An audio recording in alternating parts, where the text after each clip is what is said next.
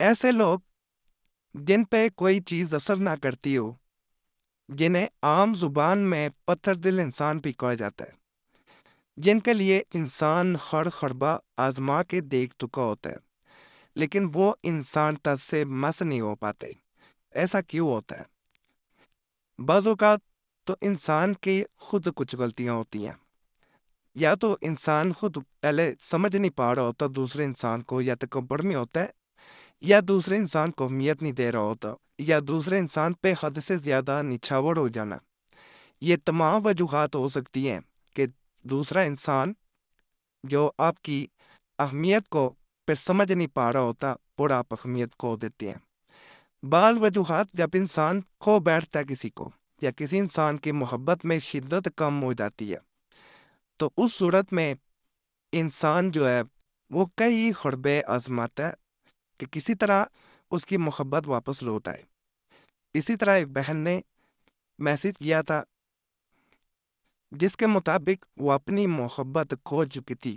ازواجی زندگی کا مسئلہ تھا۔ یہ عمل ویسے کسی بھی محبت کے معاملے کے لیے کیا جا سکتا ہے۔ بہن کے مطابق اس کی ازواجی زندگی بڑی خوشحال گزر رہی تھی، لیکن میں اپنے شوہر کو اہمیت نہ دے سکی۔ میں اپنی بہن کی باتوں میں آ کر روزانہ نئی سے نئی اپنے شوہر کو ڈیمانڈ کرتی، جسے وہ بعض اوقات نہ پورا کر پاتے تو میں ان سے جھگڑا شروع کر دیتی۔ آہستہ آہستہ ہمارے تعلقات میں کچھ ایسی تبدیلیاں، ایسے موڑ آئے کہ میرے شوہر مجھ سے خفا رہنا شروع ہو گئے۔ لیکن میری بڑی بہن نے پھر بھی مجھے ہر طرح سے میرے شوہر کے خلاف کرنا جاری رکھا۔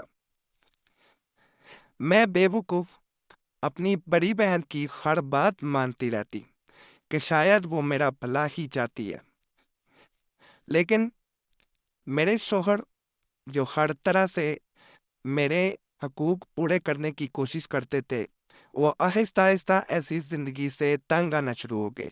یعنی میری ازواجی زندگی کو اب آگ لگنا شروع ہو چکی تھی، جو کہ میں نے اپنے ہاتھوں سے اپنے اچھے بھلے گھر کو آگ لگائی تھی۔ شوہر کئی بار مجھے سمجھاتے کہ مجھے کچھ وقت دو، میں تمہاری تمام خواہشات پوری کر دوں گا، لیکن ابھی میں اتنی استطاعت نہیں رکھتا کہ تمہاری ساری ڈیمانڈز ایک وقت میں پوری کر سکوں۔ اپنے شوہر کی ان تمام باتوں پہ میں ان سے ناراض ہو جاتی، کئی کئی دن خفا رہتی۔ میرے شوہر بعض اوقات ناشتہ کیے بغیر آفس چلے جاتے، لیکن میں اس بات کا ذرا بھی برا نہ مناتی، اور نہ میں اس چیز کی کبھی پرواہ کرتی۔ آہستہ آہستہ میرا یہ رویہ میرے شوہر کو مجھ سے دور کر رہا تھا، یہاں تک کہ میرے شوہر نے اب دوسرے کمرے میں سونا شروع کر دیا۔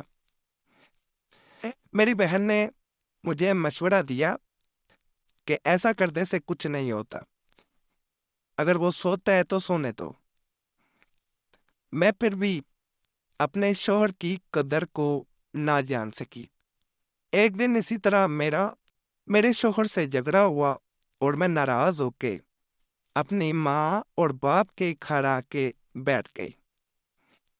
اس بار میرے شوہر نے مجھے نہ فون کیا، نہ مجھے منانے کی کوشش کی۔ میں چند دن اپنے ماں باپ کے گھر رہی۔